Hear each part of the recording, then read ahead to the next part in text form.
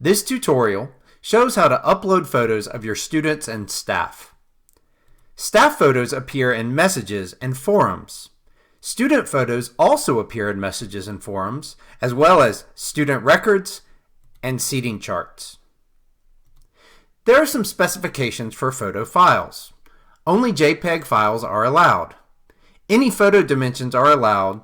300 pixels wide is all that is needed for optimal quality. You can upload larger files, but it will take longer to upload. For bulk photo import, the files must be in a zip file. Each file must use the staff or student ID, not the student name, as the file name. The maximum zip file size is 36 megabytes. If it's larger than this, you'll need to make separate zip files for each grade level and import them separately. Only administrators can upload these photos. Staff and students cannot upload their own. To import photos for multiple students, go to Setup, Import Export, Import Photos. Make sure the menu says Student Photos. Then select your zip file to upload. To see any student's photo, go to Students, Add Edit, and select the student. To upload a photo for a single student, you can click on their photo here as a shortcut to the import screen, or it will just be a gray box if they have no photo yet. Notice the prompt now lets you choose to upload for multiple students or a single student. For a single student, any file name is okay. It only needs to be named with the ID number when uploading multiple students at once. Uploading photos for staff is very similar. On the Setup, Import Export, Import Photos screen, change this menu to Staff Photos.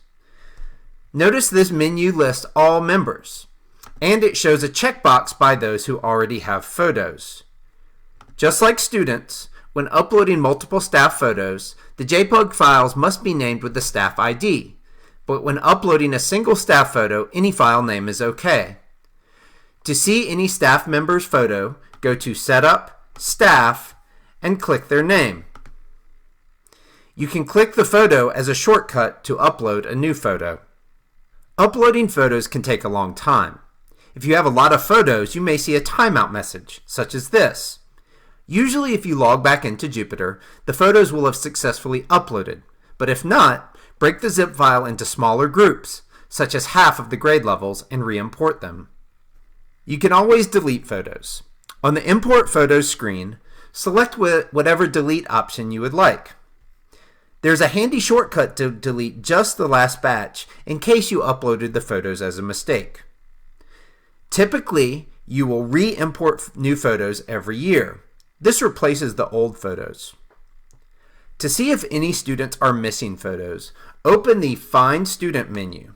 Set the Maintenance menu to No Photo This Year. That lists anyone who has not had a photo uploaded since the start of the school year.